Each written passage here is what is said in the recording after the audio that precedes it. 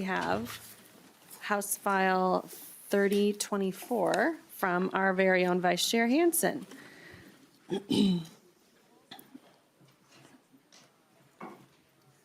So as Vice Chair Hansen is getting settled up there, I'll go through the motion. Representative Hansen will move that House File 3024 be before the committee. The plan today, members, is to lay this bill over. And Vice Chair Hansen, you have a DE1 amendment. Would you like to give us a little background, or do you want to go ahead and move the DE1 at this point in time before moving on? Thank you, Chair. I would like to move the DE1 to get the bill in the shape that I would like. It's a reflection of ongoing negotiations. All right. Vice Chair Hansen moves the DE1 to House File 3024. All those in favor to get the bill in the shape the author would like, members, please say aye. Aye. Any opposed? All right.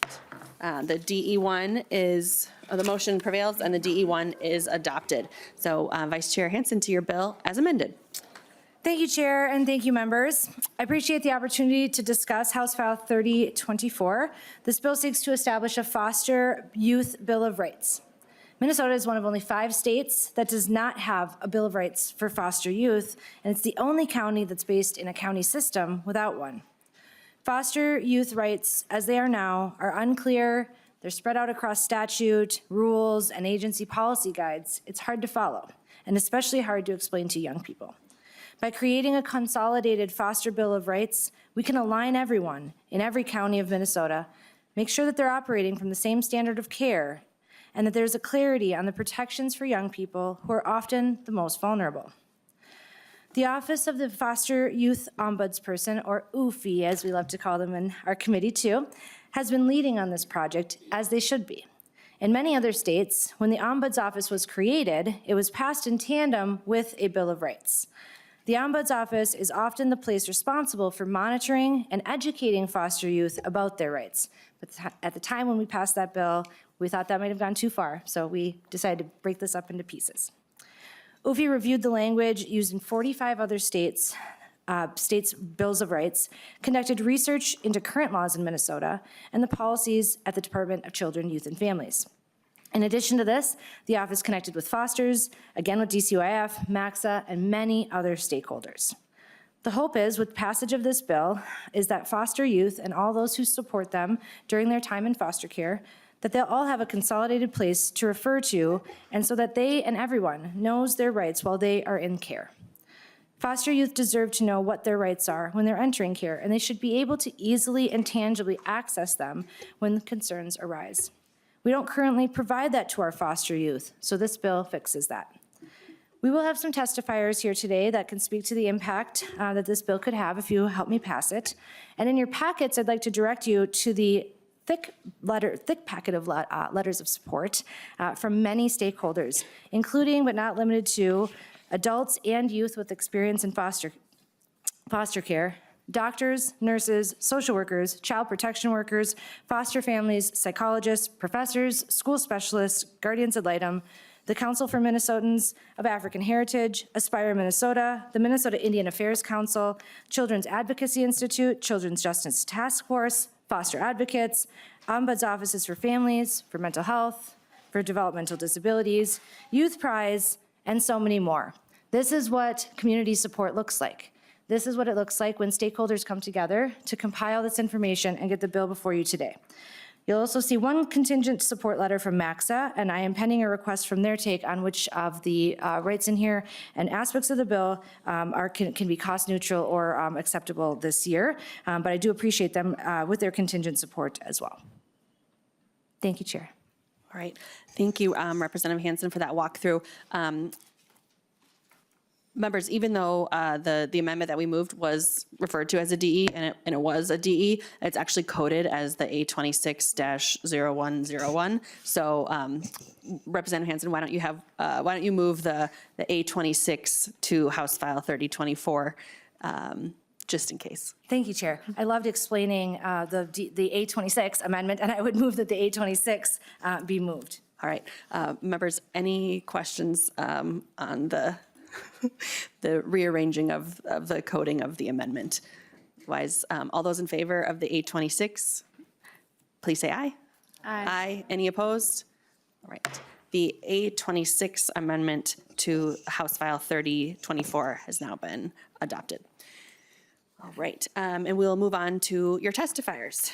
We have a number of testifiers signed up. First on the list, we have Misty Kuntz, who will be followed by Des Newstrom. So if you want to come up to the testifiers table, and once you're settled in, feel free to introduce yourself for the record and proceed with your testimony.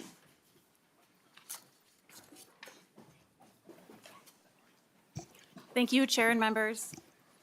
For the record, my name is Misty Kuntz, and I serve as the Ombudsperson with the Office of the Foster Youth Ombudsperson, referred to as OOFI, as you got to hear. You've already got to hear some bills related to specifically supporting foster youth, and I'm excited to talk with you more about this particular bill.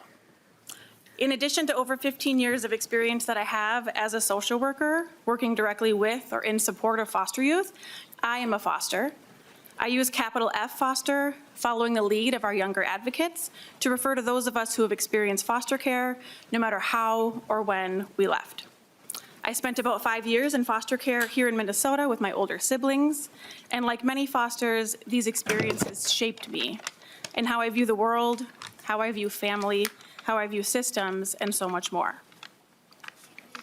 Our office opened because of the advocacy efforts of young people with experience in foster care, and some of them are here today in support. We're grateful to them, and we're grateful to the legislature, including many of you in this committee, for hearing those voices and taking meaningful action. Prior to the creation of our office, there was no clear, independent pathway for foster youth to raise concerns or report potential violations of their rights. Since May of 2024, when we opened, we have reviewed nearly 400 concerns from children, youth, and adults from at least 55 counties across Minnesota. We have several public reports we have shared which outline some of the investigatory work and the trends that we are seeing.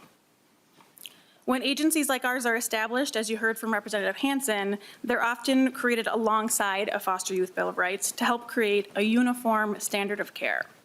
Minnesota remains one of only 5 states that lacks a codified foster youth bill of rights, and we've seen from the poor implementation of the sibling bill of rights here in Minnesota, passed in 2018, that our agency can serve a critical role in ensuring foster youth know their rights. The absence of a foster youth bill of rights in our state has created inconsistent practice for foster youth, their loved ones, and the professionals working to help navigate a complex and challenging system. Without a foster youth bill of rights that clarifies the minimum protections for youth, these variations result in confusion for workers and different experiences for youth and families, depending on which of the 87 counties they live in. This bill is the result of hundreds of hours of research and discussion, and you can learn more about our process for drafting in the supplementary materials that you received. But to summarize, we reviewed the rights documents for those 45 other states, we centered the experiences of Minnesota foster youth, and we incorporated feedback from over 100 professionals, including the Department of Children, Youth, and Families, MACSA Children's Committee Leadership, Children's Law Center, and several of our Ombuds colleagues. It is with these collective voices that we have crafted a bill that we hope truly reflects the needs and realities of those in foster care. We learned from our colleagues in other states that broad, general rights are typically not effective, and that we need to be specific in our language. As an example, it's not enough to say that foster youth have a right to privacy. We need to be specific and say, cameras are not allowed in rooms where youth are expected to bathe or change clothing. For children in poverty, Minnesota spends more on child welfare than most other states. However, we spend about half as much on foster care compared to other services. It's not easy to meet a higher standard of care, but it is overdue and worthwhile. You will see that in our materials that many of the rights included in this bill are not new. They already exist somewhere in statute, rule, or guidance, but they're often poorly understood and therefore they're not implemented well. It's not a fix for every problem in our system, but it is a huge step forward and sends a message that we expect better for our foster youth. The Foster Youth Bill of Rights is a practical tool relying on existing programs and structures that ensures that children and youth have the support to navigate the complexities of the system. It affirms that fosters are deserving of protections that safeguard their well-being, as much of a normal childhood as possible, and a strong foundation for their success. Thank you for the chance to speak today, and I'm happy to answer questions that you may have. Thank you. I meant to say this earlier. For those of you who are following online and not in the room with us today, we have some very adorable guests in the audience. And I just want to say that children of all ages are always welcome in the Children and Families Committee. So feel free to stay and join us and chime in if you need to, little ones. All right, next we have Des Newstrom, who will be followed by Vivian Dudley. Go ahead and introduce yourself for the record and proceed. Okay, hi, I'm Desiree Newstrom. Thank you, Chair and members of the committee. For the record, my name is Desiree Newstrom. I'm a 26 business owner, a mother, and a foster. I was placed in foster care in Ramsey County, and I was adopted out of the system. After my adoption, I continued to deal with child protection, and I turned 18 due to my adoptive family's emotional, physical, spiritual, and psychological abuse. Despite being adopted, I still wasn't cared for.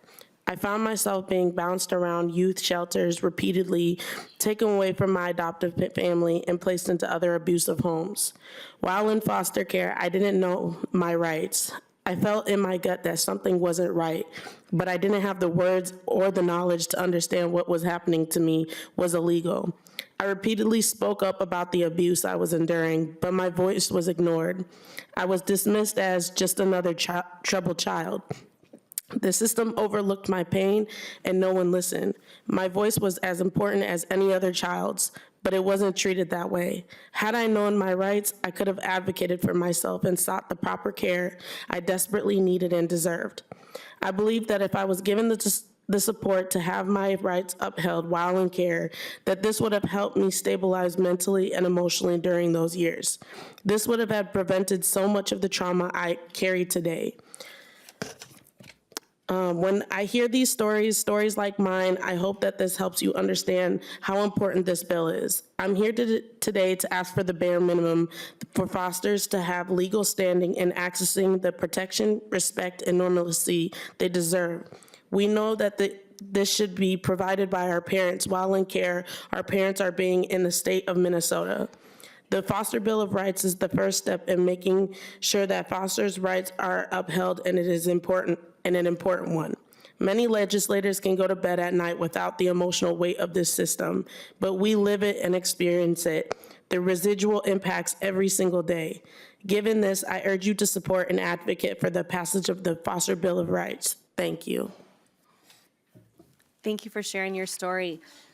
Next, we have Vivian Dudley, who will be followed by Travis Matthews. Go ahead and introduce yourself and proceed. Thank you. Thank you, chair members of the committee. For the record, my name is Vivian Dudley. I'm 28 years old, a woman of God, a social work student, an advocate, and a foster. My foster care experience started in Anoka County at the age of 16, and it also ended in Anoka County when I aged out. I'm here to talk about the Foster Youth Bill of Rights. Looking back, what would have changed my experience in foster care is transparency and accountability, which is what the Foster Bill of Rights does. Fosters deserve basic rights. During my foster care experience, I often felt that foster care was like being incarcerated, literally and figuratively. Fosters deserve to have normal childhoods. We deserve the right to activities and the right to simply be children, especially if the state is our parent. For me, activities were never even an option. I don't even know what interests I might have had just because I was never given that option. Fosters deserve basic human decency. One of the most impactful and painful moments during my time in care was when my social worker took away my right to show up and give my own victim impact statement. That decision took away my autonomy and caused further trauma. Fosters deserve support in parenting. When I became a parent in foster care, I was not even given the option to parent my child. The state that was supposed to act as my parent took my child away from me. No one told me my parental rights. No one told my parental rights, or no one provided the adequate resources for me to be able to do what I want to do in this world. The action the state has impacted me for the rest of my daughter's life. When systems fail to support foster youth, they create generational trauma. When it should be guiding and having a light for ensuring children are loved, supported, and given the resources to succeed. Fosters deserve to know their rights. If I had known both my individual and parental rights, I really believe that I would have been able to secure my family and stay parenting my daughter. This is why accountability and transparency matters. The Foster Bill of Rights gives fosters the ability not only to feel like they deserve dignity and fairness, but to see that those rights clearly and advocated for them. Being placed in foster care should not mean losing our childhood. And it should never mean losing our voice or our children.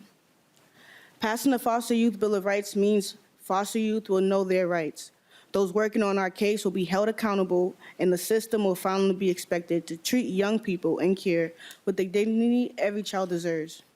I urge you to pass this bill so the next generation of fosters grows up knowing that their rights are genuine and they have the chance to thrive. The current state of our child welfare system just ain't cutting it. So fosters deserve the Foster Youth Bill of Rights. Thank you. Thank you for sharing your story with us today, Ms. Dudley. Next, we have Travis Matthews, who will be followed by Ms. Akpada Tanias with Foster Advocates. Introduce yourself for the record and proceed. Yeah, thank you, Chair, as a member of the committee, for allowing me to testify today. My name is Travis Matthews. I'm the Foster Post-Secondary Success Coordinator at Youth Prize, so I'm testing on behalf of Youth Prize today. It's my first committee of session, so bear with me as I get back into the group of testifying. It's very nice to see many of the faces I know today, and I hope each of you have been well. The Foster Bill of Rights would help ensure that youth, counties, caregivers, caseworkers, and service providers across the state are operating with the same understanding of the standards fosters deserve. You'll hear this statement and theme, and you have throughout the testimonies today, and I would encourage you to pause and reflect and understand what that means for right now. Right now, the system lacks a clear expectation of holistic care and understanding of rights that fosters deserve, and it leaves UFI with a very heavy task: to enforce accountability and to make things right for fosters without a clear unified standard of care. For many of the fosters engaged within my program, through the education training voucher, I often learn about the failures of their care. Through conversations and programming, some of our youth have disclosed their access to healthcare was turned off. They couldn't access extended foster care benefits. They couldn't contact their worker. And I sometimes have to follow up and get those things to happen. And a multitude of other violations. Having an established Bill of Rights allows young people to turn to it and demand accountability for the things that's happening to them. I think it's important to mention that the bill aims to ensure complete access to resources, to benefits, and other supports that fosters need to stay afloat. This acts as a preventative measure, right? And it helps fosters from falling through the cracks of the system, something that the state unfortunately knows really well. As someone who grew up in foster care myself, and I now work every day supporting fosters, it's one of the greatest privileges of my job, I know how important it is to have a clear understanding of your rights. Young people in foster care shouldn't have to guess what they're entitled to or advocate alone for the care that they deserve while they're in the system. HF 3024 moves us to a closer system that's transparent, it's consistent and accountable for the fosters it serves. I would ask each of you to support this legislation, and I'm happy to answer any questions the committee may have. Thank you. Thank you, Mr. Matthews. Next up, we have Ms. Akpada Tanias. Sorry if I'm pronouncing that. And who will be followed by Renee Carlson with True North Legal. You can. Good afternoon, co-chairs and members of the committee. Again, my name is Osahan, and I am a foster and the executive director of Foster Advocates. I find it mind-boggling that in 2026, in our beautiful state of Minnesota, we protect patients with a Bill of Rights in hospitals, packing house workers with a Bill of Rights for meat processing, and borrowers with a Bill of Rights for student loans. But when it comes to the state's own children, fosters, we fail to enshrine their rights in a consolidated document. That is a reality I find unacceptable and deeply disturbing, and it is for that exact reason I am testifying in strong support of House File 3024, the Foster Bill of Rights, so that we can change this ironic situation by creating a concise, consolidated standard of care for every young person under state custody. No longer should foster care be contingent on who your caseworker is, or what county you happened to be in when you entered foster care. A unified and clear enshrining of fosters' rights and autonomy in safety, family, education, finances, and health services is a vital step toward providing the care we as a state have promised fosters. Furthermore, this legislation is brought to you by fosters. Foster advocates partnered with the Ombuds Office for Foster Youth on focus groups, ensuring fosters' voices directly informed the bill and aligned it with community needs. This Foster Bill of Rights unifies scattered laws, rules, and policies into one accessible document. Every young person deserves to know their rights and who can help when they're violated. I urge you all to establish this uniform baseline of dignity and empowerment for the collective children we as a state are tasked with caring for. Thank you. Thank you for your testimony and for your work with fosters. Finally, we have Renee Carlson. Can introduce yourself for the record and proceed with your testimony.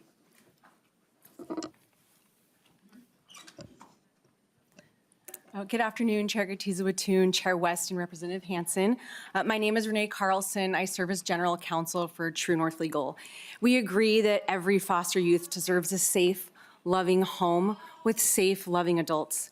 And I'm here today because foster parents in this state have expressed some concerns about House File 3024, Subdivision 10 of the A26 Amendment, which forces foster parents to, quote, affirm and support a child's gender identity, including but not limited to counseling, medication, and other supported services. This language goes beyond addressing basic needs, unlike similar bills passed in other states, removing placement opportunities for foster youth by excluding qualified foster parents whose beliefs conflict with these mandates. Data shows since 2018, the number of Minnesota foster families has decreased by 35%, reducing the number of available homes to 3,200. There is a shortage of Minnesota foster families, and this bill would exacerbate the problem of long wait times and no placement for these youth. It's important to note that in Massachusetts and Virginia, legal challenges to similar laws and policies with gender identity mandates have resulted in states removing those mandates for foster families in both states. This bill creates a broad range of sex rejection procedures with life-altering consequences, such as severe bone loss, removal of healthy body parts, sterility, and mental health crises, consequences that detransitioners, doctors, lawyers, and recently juries refer to as medical malpractice. This right increases the risk of abuse for youth like Sage Blair, a female who struggled with gender distress and under horrible circumstances became a ward of the state, was placed in an all-boys home, and was sexually assaulted. Foster youth have a right to an intact body and to be supported in a range of therapies without invasive medical procedures. Foster kids are looking for just one safe adult. Foster families who sacrificially love these kids for who they are and in turn help them love their whole self are an asset to these children and to the state. Thank you for your time. We will see if there are any other members of the public who wish to testify on House File 3024 today. Seeing none, we will move to member discussion and questions. Chair West. Thank you, Madam Chair. And Representative Hansen, you mentioned that some of the bill might have some costs, and I'm assuming it's being laid over partly for a fiscal note. Do you have any expectations? You know, it's going to be hard to spend money on this year, and we'd like to do as much of this bill as possible. So what areas have costs that you see, and do you have any kind of idea how expensive that'll be? Vice Chair Hansen. Thank you, Chair, and thank you, Co-Chair West. I don't know what those are right now. I'm waiting for the folks who told me yesterday that there were some costs. So we'll wait here. And we work well together. Like, as you can see in this packet, there's a reflection of a self-assembled task force that has put this together, and they've been working together for a long time. So as we continue to identify that, we all know that the department is very busy doing a lot of things. And, we don't expect them to have a lot of this stuff ready before they know that there's going to be a hearing on a bill, right? They can't do this on every bill. And so I'm not saying that by hearing just the other day it's a problem, but it is why, and that's why the bill is being laid over. Eventually, it will need to go to other committees. So I'm trying to honor that. The work can continue here as much as we can. And I will say that I know we don't have money this year, so if there is aspects of this bill that we can pass this year by removing those that cost, I would ask the committee to support doing so. I think we should start somewhere, given that we are one of only 5 states that don't have this and the only state, county-run state that is not doing this yet. Follow-up, Chair West? Thank you, Madam Chair. Yeah, I cannot imagine being a foster child, having a disagreement with your caretaker, and just navigating that sounds like the most awful, awkward situation to be in. The last testifier brought up a couple of court cases in other states that have had similar language, like in subdivision 10 struck down in Vermont and Massachusetts. Have you looked at those lawsuits and cases and seen how we can prevent, if we were to pass this legislation, from it getting struck down in court? Vice Chair Hansen? Thank you, Chair, and thank you, Co-Chair West. Vermont and Massachusetts are no Minnesota. That's what I'll start with. I do have testifiers who can tell you more about how this is already existing in much of our law.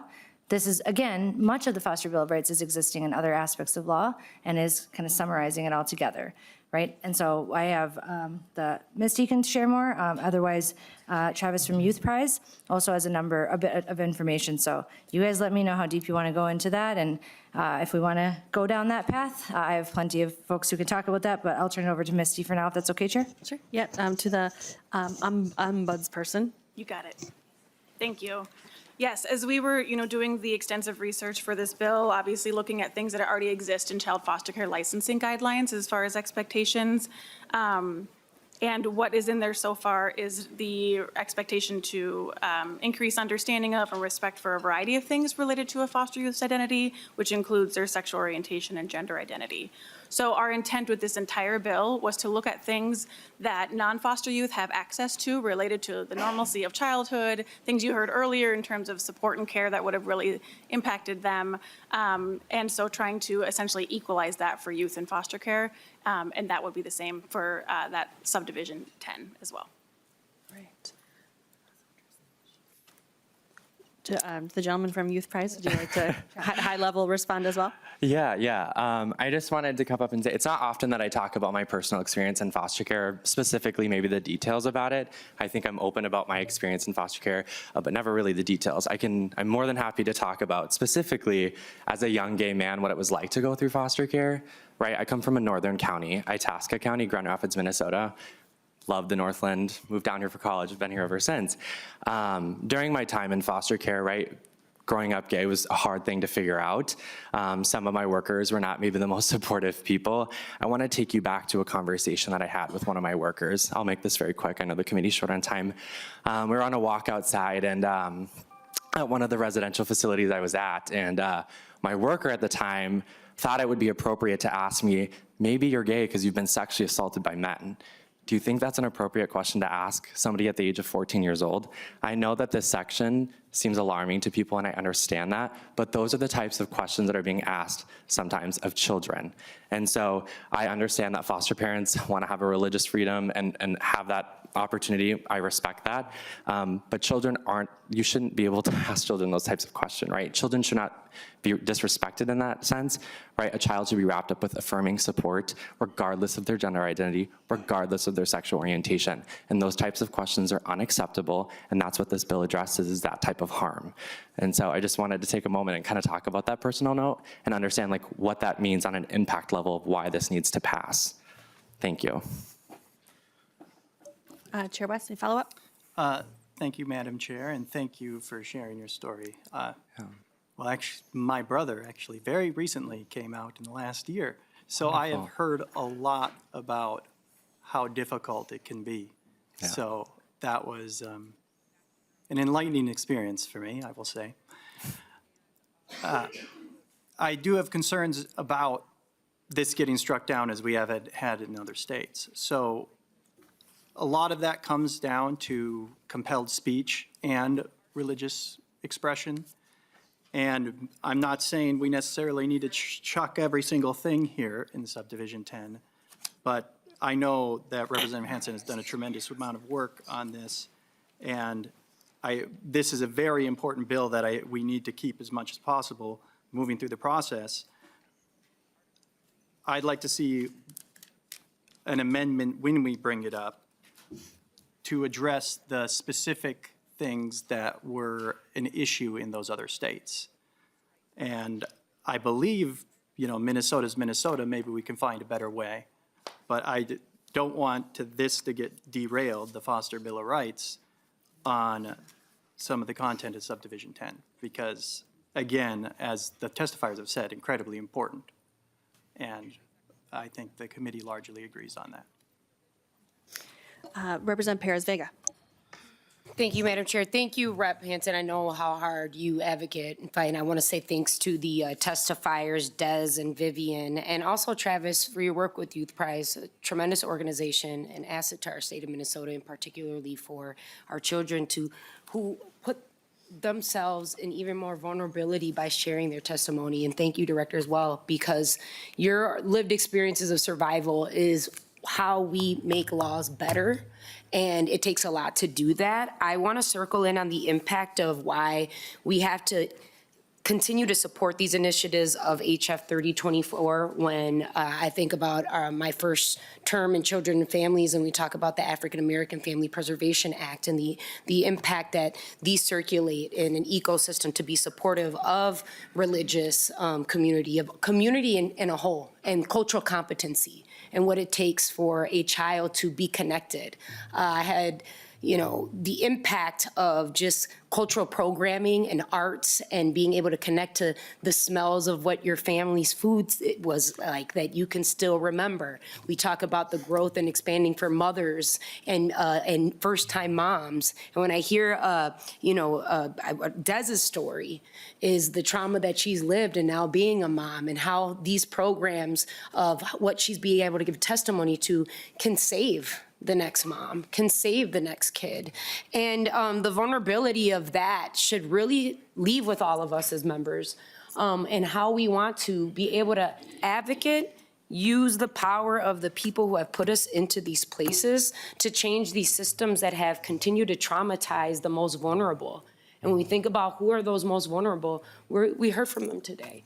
And they come from different shades of brown, different levels, different cultures, different background. And so thank you, Rep. Hansen, for your continued work. I look forward to building with you and focusing on those community cultural connections that we need to continue to support and advocate more than ever right now.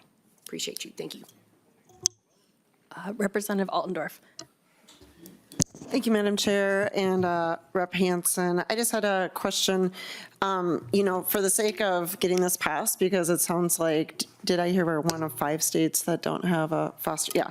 So I think we're all in the same, boat that we would like to see this passed. And I was just brought to my attention that Idaho recently passed a bill. I'm not sure if you're familiar with it, Rep. Hansen, but it was number 724, and that one is a much shorter version, so it's like 2.5 pages. I think I heard you say, Rep. Hansen, that there's a lot of duplicative information, that it is law in other places.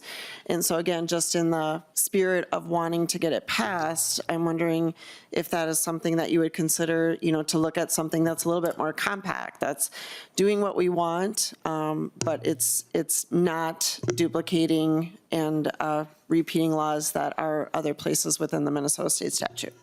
Vice Chair Hansen. Thank you, Chair. Thank you for the question. What's before you is what the advocates and the hundreds of people who have mentioned are wishing to pursue at this time. We'll continue conversations as it's laid over, but I'm going to stand with my team on this one and let them know that we're going to fight for what's here. And what's got cost, like I shared with Co-Chair West, is what we'll probably end up pulling out, because that is the reality of the nature of the budget this session.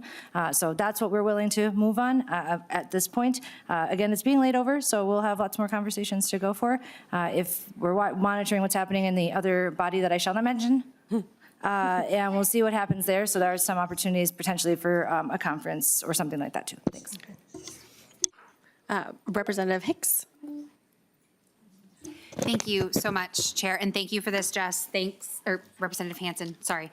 Thank you to all the testifiers who are here today. I think I'm the only licensed foster parent on the committee, currently licensed? Currently. Others have previously been licensed.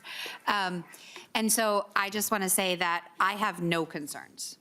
As a licensed foster parent, I've read through the whole thing. I have zero concerns about my ability to do everything in this document. And the reason that I have zero concerns is because if perchance there was something that I didn't think I could do, I would say, I don't think I can do that, because that's not in the best interest of the child. If a child needed something that I couldn't do. For example, if I had a child who had a medical condition that I didn't think I could do because I didn't have an accessible home, for example, I would say that. Because as a foster parent, I get to say that. I get to say, I don't think I'm the right fit. And if you as a foster parent can't say that, you shouldn't be providing foster care. Because the person who should be at the center of those discussions is not the foster parent. The person whose rights and decisions and concerns and priorities should be at the center of those decisions is not the foster parent. It is not the county worker. It is the child. And it should always be the child. And I've been doing this long enough, and I've had enough kids in my house that I can tell you that when those things don't happen and the conversation is about what the adults want and the adults' feelings and the adults' priorities, it never ends well. And so I am 100% supportive of this. I am so grateful for the work that has gone into it. I know how hard it is. And I have had conversations with kids who have showed up in my house who are like, what do you mean I get XYZ? I've never gotten XYZ. And I'm looking and I'm like, you've been in care for 3 years. How has no one told you that you have a right to that? We need to be able to tell them easily and concretely what their rights are so that they can advocate for them, because nobody is a better advocate than the kids. But they can't do it if nobody tells them what it is. And frankly, not everybody should be in foster care. Not everybody should be foster parents. And if you can't do it, then don't.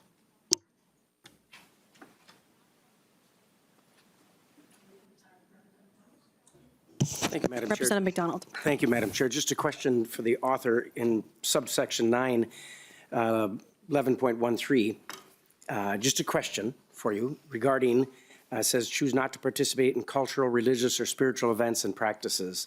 And I understand, I know what the words are saying, but as a young lad of 7 children, sometimes we didn't want to go to church with mom and dad on Sunday, especially as teenagers, we were out too late. So let's say a student decided, I'm not going to get up and go to church, or maybe it's once, maybe it's twice, maybe it's just a very rare, in that case, no big deal, but, and the parents were really wanting them to participate. Would that be, if this should become law, strictly against this child's Bill of Rights?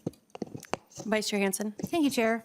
I think religious trauma is real. I think kids that are forced like that to go to church, it has long, lifetime lasting impacts. We may not like it. We may not agree with it. We may think we want our kids to do that, right? Every kid grows up to be an adult, though. And we don't need to send them into adulthood with that. So I would hope parents who are forcing their kids to go to church are doing so in a way that is loving and understanding and talking to them and trying to share their values and help move them. I don't want to get too deep into this. I did accidentally go to a conservative Christian college once, and I could go down that route with you. However, I don't want to go too far given where we are today. But that's like my initial take on it, is that I would hope that anybody who sees a kid that's pushing back on that, it does not traumatize them in order to bring them to faith. I think that's problematic personally, but I will let Missy answer more. But I think that would be the thing I would ask this committee to keep in mind, is the kinds of trauma that a lot of adults carry and where that stems from. What are those roots? Because that is what preventative work looks like to help adults grow into safe, healthy, productive members of society. Thank you. Ombudsperson. Yes, thank you. I think we all know that spirituality and religion are important parts of identity. And so I can speak to both the section that you're talking about, and I think starting with the section behind it is the right to participate in cultural, religious, and spiritual events that are meaningful to the foster youth and the importance of that choice. And then the follow-up there is the point that you had asked about, is to choose not to participate in cultural, religious, and spiritual events and practices. This was based out of feedback specifically from people with lived experience in foster care, sharing their experiences of essentially being forced to go to events and to spiritual places that didn't align with their spiritual identity and their religious faith. And so it's just the importance of supporting that with the trauma that comes into foster care and all of the changes that come with that, the importance of allowing young people to have some choice in that. Vice Chair Hansen. And thank you, Chair. One more thing that just came to mind, I just remember what Representative Hicks said, is that, as foster parents is different than parents, than like legal parents. And I think that's the kind of also difference I want to bring. And to Misty's point is that, kids can come into foster care at any age. And so if they are practicing one religion and that's what they've grown up with and that's what feels right to them, going into a home where they're then forced, to do something. I hope that we can ensure that foster parents are having understanding conversations like that and maybe getting curious about each other and maybe it can be a learning process, right? So I think beyond just like helping foster youth understand what these rights are, I hope it helps bridge some of those gaps that can often cause trauma or cause broken homes to happen too, so. Representative McDonald, follow up. Thank you, Chair. Yeah, just for the record, I don't mean in a harsh, traumatized way. I mean in a loving, tender way that my spirituality and most spirituality, no matter what religion, is done in a loving, tender, common sense way, not a forceful that brings on trauma. So I recognize that. I just wanted to bring that up. My mother was in foster care and was adopted. Thanks be to the Lord that she had a good foster parents and the very, very good parents in the end because they adopted her. So I understand fully this story and the bill and the reason and the effects of good foster parents, but some concerns in the bill, but that was one of them, so thank you. Thank you. Co-Chair West has a brief question in relation to this. Yeah, along the same lines. So it's illegal to leave a child at home who's under 5. So if, like, say, they vehemently do not want to go to this religious service, then can the parent not go, or are they required to get a babysitter, or how does that work if this were law? Ms. Kuntz. I think that's a good question, and I think that, depends on a variety of things, age and what's available. I don't recall if we have exact language in here that none of this is intended to put a foster parent in a position of having to make a decision that would put a child in an unsafe situation. And if that isn't there, I think if we need that clarification that that's not the intention ever, is to put a person in that position. Vice Chair Hansen. Thank you. And I would hope that a person that's doing foster care would not leave a 5-year-old home. I would hope, and I would be very impressed by the 5-year-old who is like standing with their religious conviction. Like, I think that's a kid worth, discussing with. I want to take that kid out for an apple juice, right? So I think that's a big thing. And I mean, sometimes places of religion are where trauma is. And so I think sometimes it's just really important to have these conversations with kids and understand, why don't you want to go? Rather than like, we're going, we got to go. Even if it's nice and loving and all of the things, the home can be safe, but oftentimes it's outside of the home where trauma happens. And that could be why they don't want to go. So I think like, hopefully this just spurs other conversations to encourage open conversations that feel safe, supportive, and healthy. Vice Chair Hansen will move to closing comments. Members, I'm super proud of us because I think we're going to end on time today. Even on one of my bills, Chair.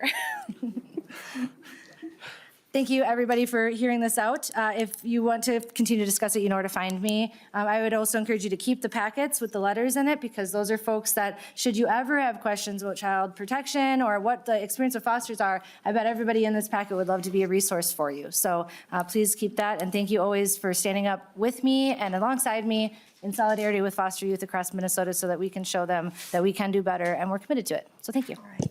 Thank you. And with that, House File 3024 as amended is laid over.